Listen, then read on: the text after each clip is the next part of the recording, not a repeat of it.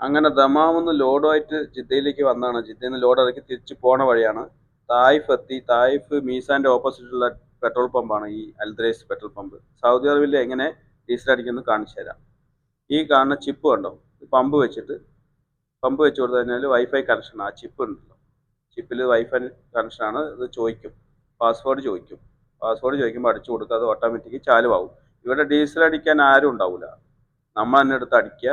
Password തരും കമ്പനിയിൽ നിന്ന്, അക്കൗണ്ട് ഉണ്ട്, അടിച്ചിട്ട് പോവുക. ഇതിൽ ഈ ടാങ്ക് 200 ലിറ്റർ പിടിക്കും കേട്ടോ. 200 ലിറ്ററിന് എത്ര കിലോമീറ്റർ ഓടുന്ന അറിയോ? 640 കിലോമീറ്റർ വരെ ഓടും ലാസ്റ്റ്. അത് എൻഡ് വരെ 640 കിലോമീറ്റർ കഷ്ടി ഓടും. അത്രേ ഓടുള്ളൂ ഈ വണ്ടിക്ക്.